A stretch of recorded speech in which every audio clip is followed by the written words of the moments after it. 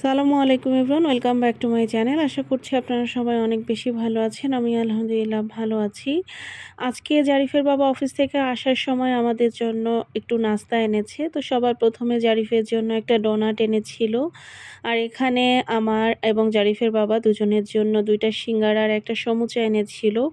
সিঙ্গারাগুলো কিন্তু অনেক বড় সাইজের। একেকটা সিঙ্গারা ওনারা ৳৪০ করে রাখে। এটা কলিজা সিঙ্গারা এবং আমাদের বাসার নিচে লাইভ বেকারিতে হয়ে থাকে। সিঙ্গারাটা খেতে বেশ মজা। আর এখানে আজকে রাতে আমি রান্না করেছিলাম খিচুড়ি, খাসির মাংস আর সালাদ। জারিফের বাবা আবার খিচুড়ি মাংস ভীষণ পছন্দ করে। দেন আমরা রাতের বেলা চলে এসেছিলাম একটু বেস্ট বায়ে। বেস্ট বায়ে আসলে টুকিটাকি কিছু দৈনন্দিন কেনাকাটা ছিল আমাদের, সেজন্যই মূলত আসা। তো এখানে এই যে কী কেনাকাটা করলাম সেটা এখন আপনাদেরকে একটু দেখিয়ে দিচ্ছি। তো জারিফ এখানে একটা রোমা এই বিস্কিট নিয়েছে। এই বিস্কিটটা খেতে কিন্তু বেশ ভালোই লাগে, ভিতরে চকলেট দেওয়া থাকে। এছাড়াও এখানে আরও কয়েকটা টুকিটাকি জিনিস নিয়েছি, সেটা তো আপনারা ভিডিওতে দেখতেই পাচ্ছেন। আর জারিফের জন্য এখানে ২ কৌটা ওটস নেওয়া হয়েছে। জারিফকে এখন আমরা এই ওটসটাই দেই, এটা রেগুলার আর কি, সবার জন্য যেটা আর কি। আগে ওকে সবসময় আমি অর্গানিক ওটস খাওয়াইতাম। আর এদিকে জারিফের বাবা এখানে একটা বিস্কিট এনেছে, এটার নাম হচ্ছে গিয়ে গোল্ডেন মার্ক, অনেকটা লেক্সাস বিস্কিটের মতো। তো জারিফের বাবা বলতেছিল ওর কাছে নাকি ভীষণ ভালো লাগে। আমার কাছে আসলে আহামরি কিছু মনে হয়নি, লেক্সাসের থেকে বাজে মনে হয়েছে, খুব একটা ভালো লাগেনি আমার কাছে, মিষ্টি বেশি সেজন্য। আর এখানে যে টুকিটাকি বাজারগুলো দেখতে পাচ্ছেন এগুলো জারিফের বাবা অফিস থেকে আসার সময় আগেই এনেছিল, তো সেটা এখন একটু দেখিয়ে দিলাম। আর এটা হচ্ছে গিয়ে তারপরের দিন বিকেল বেলা। আজকের বিকেলটা খুবই সুন্দর একটা বিকেল ছিল। আর সেখানে আমার সাথে আমার বাবাটা যখন থাকে তখন তো কোনো কথাই নাই। আর এই জায়গাটা কিন্তু মেন রোড থেকে একদমই কাছে এবং আমার বাসা থেকেও বেশ কাছে। আমাদের বাসার সাইডের রোড দিয়েও এই জায়গাটাতে আসা যায়। যদিও আমরা হাঁটার জন্য বের হয়েছি বলে আমরা রাস্তা ঘুরেই হাঁটতে হাঁটতে এই জায়গাটাতে এসেছি। তো যে বললাম যে আজকের বিকেলটা সত্যি অসাধারণ ছিল, খুব সুন্দর একটা সূর্য অস্ত দেখতে পেয়েছি। আর আজকে ছিল আমার জন্মদিন। তো আমার জন্মদিনে জারিফের বাবাকে আমি আগে থেকেই বলেছিলাম যে কোনো ধরনের কেক টেক না কিনতে। আর এই বুড়ো বয়সে কিসের জন্মদিন, বয়স তো আর কম হলো না। তবে এদিকে দেখি যে জারিফের বাবা আমাকে সারপ্রাইজ দেওয়ার জন্য সে একটা মোটামুটি বড় সাইজের কেক নিয়ে চলে এসেছে। তো কেকটা দেখে তো আমার থেকে জারিফ ভীষণ খুশি ছিল।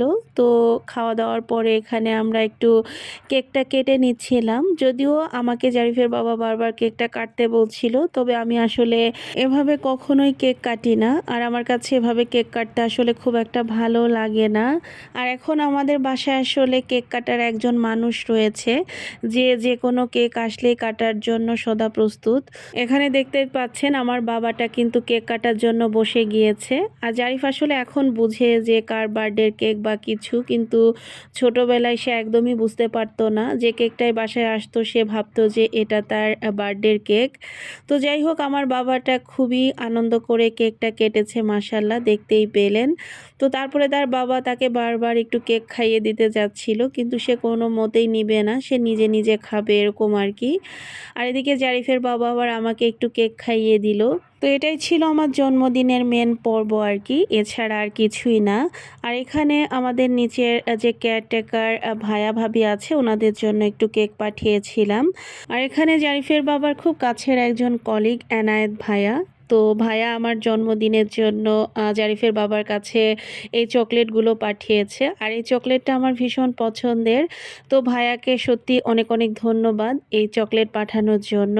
আর আজকে আসলে হঠাৎ করে জারিফের বাবার খুব কাছের একজন বন্ধু আসবে, তো সেজন্য আমি একটু এখানে বেশি করে গরুর মাংস রান্না করে নিয়েছিলাম আর চিংড়ি মাছ দিয়ে লাউ রান্না করেছিলাম। এই সাধারণ রান্নাগুলো করার একটাই কারণ ছিল, ভাইয়া আসলে আমাদেরকে বলেছিল যে রাতে এসে বুফে খেয়ে তারপরে আমাদের বাসায় আসবে, জাস্ট আমাদের সাথে দেখা করার জন্য এবং এক রাত থাকবে আমাদের বাসায়। তো তারপরেও একটা মানুষ যেহেতু বাসায় আসবে, কিছু না কিছু রান্না না করলে কেমন হয়, তাই আমি এই খুবই সাধারণ রান্না বান্নাগুলোই করেছিলাম।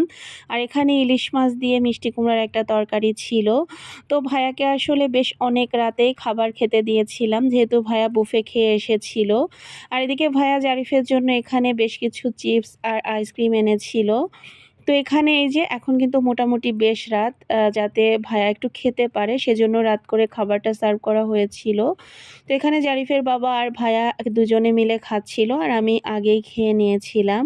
তো আজকের ভিডিওটা আমি এখান থেকেই শেষ করছি। সবাই ভালো থাকবেন, সুস্থ থাকবেন, আমাদের জন্য দোয়া করবেন। আল্লাহ হাফেজ।